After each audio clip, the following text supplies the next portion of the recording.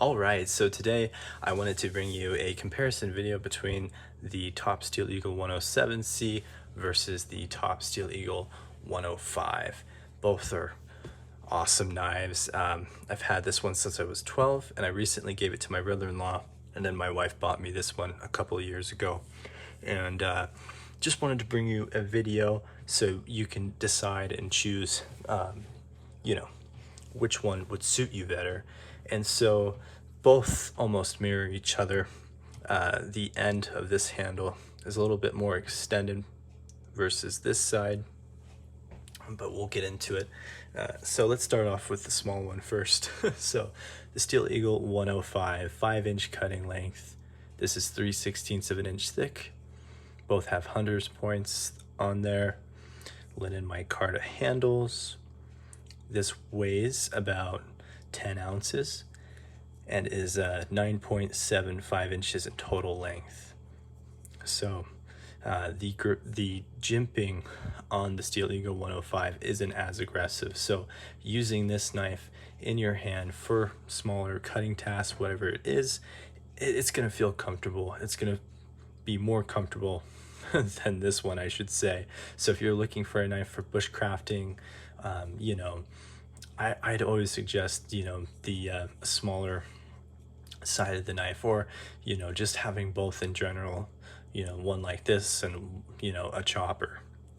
But getting more into it here, you have the 3 holes on each knife, really extended handle out here. So the handle is, if you can see, it's not really the same. It widens out a lot, and so when you hold it in your hand, it does fill up the hand.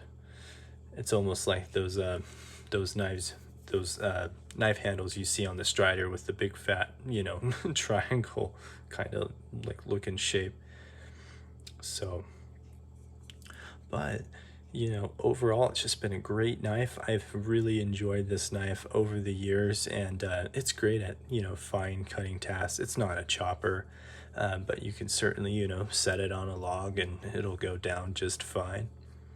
So, and then getting into the Steel Eagle 107C, this thing weighs 22 ounces and is 13 inches in overall length with 1/4 of an inch thick on the steel there. So this thing is really, really heavy. So if you just get this knife alone, I always suggest a companion knife to go with it, just because, you know, this thing is great at chopping and all that stuff, but any fine detailing work, you know, after a while, you know, the weight of the knife and all of that eventually gets to you, especially with this really aggressive jimping. And the jimping is really aggressive. I mean, you know, using this thing for a bit, you'll start feeling it in your hands if you don't have gloves, whereas the jimping on the 105 is more rounded off. So really aggressive on there, especially up towards where the thumb is. So if you're using this knife, I always suggest gloves, definitely. So, and you have a fuller on this one, whereas on the Steel Eagle you don't have one, the 105, and then both sides. So it looks really nice. It looks like the Rambo knife with the saw on the back. I do like the handles, but, you know, for anyone who has bigger hands, like, I'm okay, but if you have bigger hands, your index finger is going to start hitting this groove. So, you know, if they would have extended the handle just a little bit more, I think it would be a little bit more comfortable for anyone that has larger hands. A couple different grip options aren't bad. You know, you can get all the way up in there, do your cutting tasks there. And these are like the first knives that Topps produced. So and there's lots of people that love these knives. They come in a bunch of different options, as well as, you know, different finishes now. So Topps is really they've stepped up their game with the Steel Eagle 107C.